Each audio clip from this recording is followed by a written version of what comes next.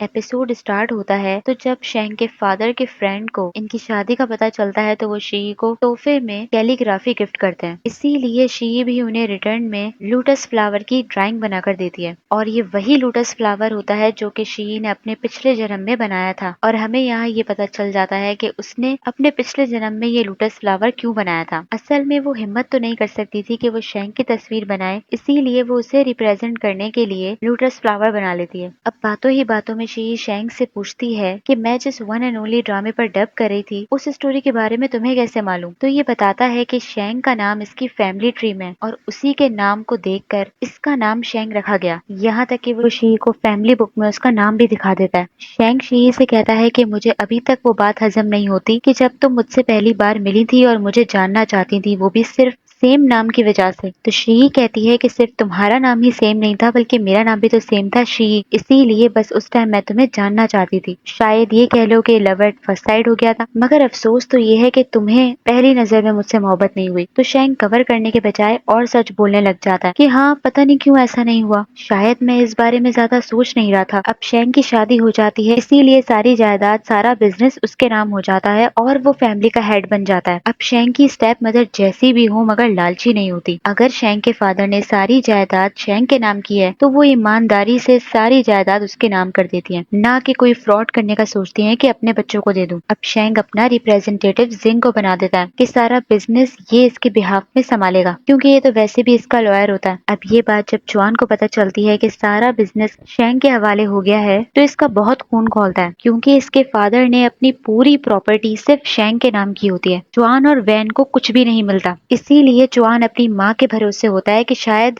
वो इसकी कुछ हेल्प कर दे, मगर वो तो ईमानदार होती है। इसीलिए च्वान का इस टोंग से शादी करना बेकार जाता है, इसीलिए ये दोनों डिवोर्स लेने का फैसला करते हैं। अब शेंग तो जर्मनी जा रहा होता है और उसके पीछे पीछे टोंग भी जर्मनी जा रही होती है, क्योंकि ये भी वही काम करती है। तो च्वान इसे आइडिया दे रहा होता है कि जर्मनी में तुम शेंग का दिल जीत लो, और ये खुद मैन के पास आ जाता है उसे मनाने के लिए कि पैसा तो मिला नहीं तो कम से कम अपने प्यार को ही वापस हासिल कर लूं। और इसने मैन को सारी सच्चाई बताई हुई थी कि इसने टोंग से शादी क्यों की थी, जायदाद के लिए, अपनी माँ की सपोर्ट के लिए। अब दूसरी ही तरफ शेंग शी को शंघाई में छोड़ता है और यहीं से वो जर्मनी जाने लगता है 2 महीने के लिए बिजनेस ट्रिप पे। अब जाने से पहले ये दोनों एक दूसरे को हग नहीं कर पाते, इसीलिए शी और शेंग पूरे रास्ते रिग्रेट करते रहते हैं कि काश एक दूसरे को हग ही कर लेते। और वहाँ शी अपनी दोस्त को अपनी शादी के बारे में बता देती है, तो वो काफी हैरान होती है कि जब जब तुम शेंग से मिलकर आती हो तो कोई ना कोई बड़ी न्यूज ही लेकर आती हो। और ये दोनों मार्केट आ जाती हैं शॉपिंग करने के लिए, मगर होंग किसी और लड़के से बातें किए जा रही होती है शी ही समझकर, और इस लड़के का नाम होता है फेंग।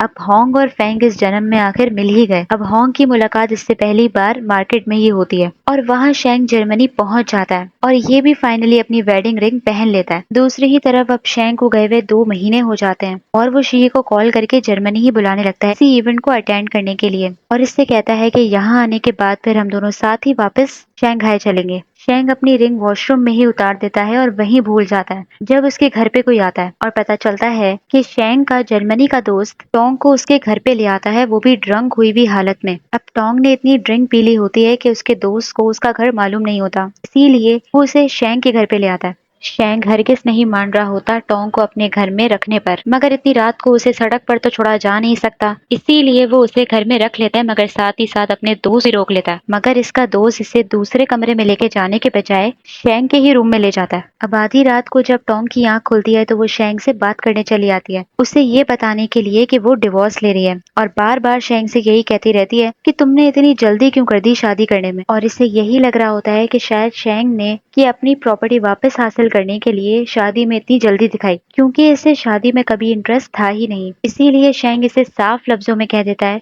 कि शी से मिलने के बाद मुझे बिजनेस और मोहब्बत में फर्क समझ आ गया कि शी इसकी मोहब्बत है। अब इससे अपना जवाब मिल जाता है, इसीलिए ये वहां से चली जाती है। अब टैंक के साथ साथ च्वान भी जर्मनी आया हुआ होता है और जिंग भी, और शेंग जिंग के साथ एयरपोर्ट पहुंच जाता है शी को लेने के लिए। यहाँ इससे पता चलता है कि शेंग की वाइफ तो वही है जिसे ये पसंद करता था, तो ये देखकर ये शॉक हो जाता है, मगर अब ये बेचारा कुछ नहीं कर सकता क्योंकि वो तो अब इसके बेस्ट फ्रेंड की वाइफ बन चुकी होती है। और वहाँ शी की नजरें शेंग से हट ही नहीं रही होती, क्योंकि वो इतने दिनों बाद जो उसे मिली होती है। और इन दोनों को साथ देखकर वो हर्ट हो रहा होता है। दूसरी ही तरफ जिंग शी को शेंग की प्रॉपर्टी के बारे में सब बता देता है कि उसके फादर ने सारी जायदाद सिर्फ शेंग के नाम की है। तो ये बात सुनकर शी भी शॉक हो जाती है कि आखिर उसके फादर ने अपने दूसरे बच्चों को कुछ क्यों नहीं दिया, मगर इस बात का जवाब तो किसी के पास नहीं होता। और एक और इंटरेस्टिंग बात पता चलती है कि वन एंड ओनली में जो जीजिंग था, जिसकी शादी शी के साथ हो रही होती है, वो इस जन्म में इस ड्रामे में जिंग होता है, जो कि शेंग का ही बेस्ट बडी बन जाता है। दूसरी ही तरफ पता चलता है कि शेंग ने जो अपनी रिंग वॉशरूम में रखी थी, उसके बाद वो रिंग खो जाती है। इसीलिए शेंग फौरन दूसरी रिंग बनवा लेता है। अब शी को तो इस रिंग के बारे में मालूम ही नहीं होता, वो पहली बार ही उसके हाथ में वेडिंग रिंग देख रही होती है। शेंग चाहता तो ये बात वो उससे छुपा भी सकता था, मगर वो उससे नहीं छुपाता और उसे हकीकत बता देता है कि पहली वाली रिंग मुझसे खो गई, इसीलिए मैंने ये दूसरी रिंग बनवाई है। तो शी ये सुनकर खुश हो जाती है कि अब तक तुम वैसी ही हो, एकदम हॉनेस्ट। अब शेंग शी को घुमाता फिराता है, डिनर करवाता है, मगर अचानक ही उसके इंस्टीट्यूट में कोई प्रॉब्लम आ जाती है। इसीलिए उसे रात को अपने इंस्टीट्यूट जाना पड़ता है और उसे वापस आते आते सुबह ही हो जाती है कि शी सो जाती है। शेंग शी की छोटी छोटी चीजें नोटिस करता है कि कहीं उसकी नींद मेरी वजह से खराब ना हो, और मेरे कपड़े गंदे हो रहे हैं क्योंकि मैं पूरी रात लैब में था, इसीलिए मुझे उसके बराबर में नहीं लेटना चाहिए। जब भी वो सोफे पे बैठकर सोने लगता है, मगर शी की आंख खुल जाती है और जब वो उसे सोफे पे बैठा देखती है तो वो उसे बेड पर बुला लेती है कि तुम्हारे कपड़े डर्टी हो रहे हैं, इससे मुझे कोई फर्क नहीं पड़ता। वो उसे कहती है कि क्या तुम अपनी वाइफ के साथ सोने में शाय फील कर रहे हो? तो शेंग कहता है कि ऐसा नहीं है, बल्कि मैं तुम्हारी नींद खराब नहीं करना चाहता था। पहले तो वो दोनों दूर दूर सो रहे होते हैं, मगर आहिस्ता आहिस्ता शी की पोजीशन चेंज होती है और वो उसके पास आ जाती है। और जब शेंग की आंख खुलती है तो वो उसकी बाहों में होती है, और जब शी की आंख खुलती है और वो शेंग को अपने इतने पास देखती है तो उसके फेस को टच करने लग जाती है, बिल्कुल उसी तरह जिस तरह वन एंड ओनली में ये उसके फेस को टच कर रही थी। अब इसी दौरान शी को याद आता है कि उसने शेंग के लिए वेडिंग गिफ्ट लिया था, इसीलिए वो वेडिंग गिफ्ट उसको लाकर देने लगती है। शेंग बताता है कि उसके लैब में कुछ बड़ा मसला हो गया है, इसीलिए उसे वापस इंस्टीट्यूट जाना होगा। ये तो वैसे भी बस कुछ देर का ब्रेक लेकर आया था ताकि शी से मिल सके। अब शेंग ऑफिस चला जाता है, इसीलिए शी रेस्टोरेंट आ जाती है, मगर वहाँ इसकी मुलाकात चुआन से होती है और यहाँ ये शी से जानबूझकर मिलने के लिए आता है ताकि इसके और शेंग के रिलेशनशिप में मिसअंडरस्टैंडिंग्स क्रिएट कर सके। और शी से कहता है कि हैरत है कि तुम्हें शेंग ने बताया नहीं कि मैं और मेरी वाइफ जर्मनी आए हुए हैं। हाँ, शायद उसे डर होगा कि कहीं तुम्हें सच ना पता चल जाए। और एक नई बात पता चलती है कि पहले टोंग शेंग की मंगेतर थी और इन दोनों की शादी होने वाली थी, मगर कुछ अनएक्सपेक्टेड होता है कि इन दोनों की मंगनी टूट जाती है और टोंग की शादी चुआन से हो जाती है। और शेंग की जो रिंग खोई थी वो रिंग इस चुआन के पास होती है। शायद टोंग ने वो रिंग अपने पास रख ली थी, इसीलिए चुआन वो रिंग शी को देने लगता है, ये जाहिर करके कि शायद अभी तक उन दोनों के बीच में कोई रिलेशन है। और वहाँ शी ये रिंग लेकर बैठ जाती है शेंग के इंतजार में, और शेंग के आते ही वो उसे बता देती है कि चुआन मुझसे मिला और ये रिंग उसी ने मुझे दी है। अब शी के कोई सवाल करने से पहले ही शेंग समझ जाता है कि चुआन शी से मिलने के लिए आया था तो गलत फहमियां ही डालने के लिए आया होगा, इसीलिए ये खुद ही इसे टोंग के बारे में बताने लगता है कि मेरी स्टेप मदर ने मेरी मंगनी टोंग के साथ फिक्स कर दी थी, मुझे टोंग में कोई इंटरेस्ट नहीं था, मगर टोंग की बड़ी बहन ने रैन के फादर से शादी कर ली होती है जबी, और रैन उसका बेटा होता है, जबी इनकी मंगनी कैंसिल हो जाती है। अब शी काफी अंडरस्टैंडिंग होती है इसीलिए, और शेंग से कहती है कि वो तुम्हारा पास था और उस बात पर मैं तुमसे लड़ती झगड़ती भी अच्छी नहीं लगूंगी। और वहाँ अचानक होंग की मुलाकात दोबारा फेंग से होती है और फेंग मौके का फायदा उठाकर होंग से उसका सोशल मीडिया का अकाउंट ले लेता है ताकि उससे दोस्ती कर सके। अब शी शेंग के जर्मनी फ्रेंड को डिनर पर इनवाइट करती है। अब ये भी शेंग का काफी पुराना दोस्त होता है, इसीलिए शेंग के सारे किस्से शी को सुना रहा होता है, मगर बातों ही बातों में वो टोंग का जिक्र कर देता है कि मुझे पहले नहीं मालूम था कि शेंग रिच फैमिली से बिलोंग करता है, मगर बाद में टोंग ने मुझे बताया कि ये रिच है। अब टोंग का जिक्र सुनते ही शी को जेलसी होने लगती है और शेंग की हालत खराब होने लगती है। वो बार बार इशारों में अपने दोस्त को चुप कराने की कोशिश कर रहा होता है, और जैसे ही उसका दोस्त उसका ये इशारा समझता है तो फौरन वहां से चला जाता है, क्योंकि अगर ज्यादा देर रुका तो शेंग इसे नहीं छोड़ेगा। और वहाँ चुआन किसी प्रोजेक्ट के सिलसिले में शेंग के सिग्नेचर चाह रहा होता है ताकि उसे पेमेंट मिले, मगर शेंग पेमेंट देने से इनकार कर देता है, ये कह के कि तुम अपने इस प्रोजेक्ट पर जिंग के सिग्नेचर लो, उससे रिव्यू कराओ, उसके बाद ही तुम्हें पेमेंट मिलेगी। अब शेंग शी के साथ जब बाहर आया हुआ होता है तो वहाँ कोई रैंडम लोग आपस में लड़ने झगड़ने लगते हैं, यहाँ तक कि शी की गाड़ी का शीशा तक तोड़ देते हैं। उस वक्त शी गाड़ी में अकेली होती है, इसीलिए वो काफी डर जाती है। ये सिचुएशन शेंग को जब पता चलती है तो वो फौरन शी के पास पहुंच जाता है, मगर वो रिग्रेट कर रहा होता है कि उसे शी को छोड़कर जाना चाहिए था। अब इस सिचुएशन को देखते हुए शेंग और जिन को ऐसा लगता है कि ये लोग कोई रैंडम लोग नहीं थे, बल्कि किसी की साजिश थी। इसीलिए ये दोनों इस केस पर इन्वेस्टिगेट करने लगते हैं। अब शेंग शी को एक और बैड न्यूज देता है कि वो इसके साथ वापस शंघाई नहीं चल सकता, क्योंकि काम का लोड उसके ऊपर ज्यादा हो गया है। ये सुनकर शी का मूड ऑफ हो जाता है, इसीलिए शेंग कहता है कि मैं ऐसा क्या करूं जिससे तुम्हारा मूड ठीक हो जाए। शी कहती है कि मुझसे स्वीट बातें करो, मगर शेंग को तो स्वीट बातें करनी नहीं आती, इसीलिए शी उसे सिखाने लगती है कि कहो कि तुमने मुझसे ज्यादा प्रेटी लड़की कहीं नहीं देखी, या अगर देखी है तो बता सकते हो। मगर शेंग कहता है कि नहीं, मैंने तुमसे ज्यादा प्रेटी लड़की कहीं नहीं देखी। अब इतनी स्वीट बातें उसे करनी आती तो नहीं है, इसीलिए वो उसे किस कर लेता है। और शी ने अपने बाल तक नहीं सुखाए होते, क्योंकि वो उस इंसिडेंट को लेकर परेशान होती है, इसीलिए शेंग खुद उसके बाल सुखाने लगता है। अब शी कल ही वापस जा रही होती है,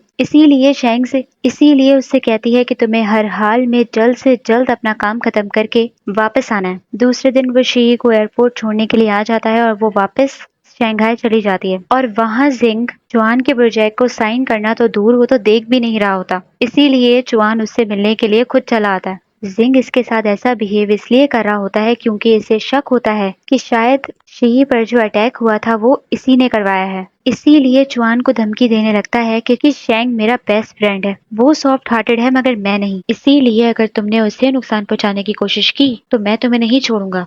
मगर चुआन कहता है कि शेंग मेरा भाई है, मैं उसे नुकसान कैसे पहुंचा सकता हूँ। अब शंघाई आने के बाद शी को दूसरे शहर जाना होता है डब कॉन्टेस्ट के लिए, क्योंकि शी उस कंपटीशन की जज होती है, तो ये अपने साथ होंग को भी लेकर जा रही होती है। और दूसरी तरफ पता चलता है कि फेंग पुलिस ऑफिसर होता है, जो कि शेंग और शेंग की फैमिली पर ही रिसर्चेस कर रहा होता है। अब क्यों रिसर्च कर रहा होता है, किस बात पे रिसर्च कर रहा होता है, ये बात अभी नहीं पता चलती। अब शायद इसे होंग पसंद आ जाती है, इसीलिए ये होंग को ही मैसेजेस करने के बारे में सोच रहा होता है कि आखिर मैं उसे क्या लिखूं। मगर इतने में होंग उससे खुद मिलने के लिए आ जाती है और उसे बताती है कि वो कल दूसरे शहर जा रही है अपनी दोस्त के साथ। अब फैंग कल फ्री होता है, इसीलिए उसके साथ जाना चाह रहा होता है। तभी उस शहर की तारीफें करने लगता है कि वो शहर काफी अच्छा है, मैं भी वहाँ जाना चाहता था। होंग समझ जाती है कि ये मेरे साथ जाना चाहता है, इसीलिए उसे साथ लेकर जाने के लिए मान जाती है। अब दूसरी ही तरफ ये लोग उस शहर पहुंच जाते हैं और शी के बॉस ने कोई जगह बुक करा लेता है जहाँ ये लोग सारे रुके होते हैं।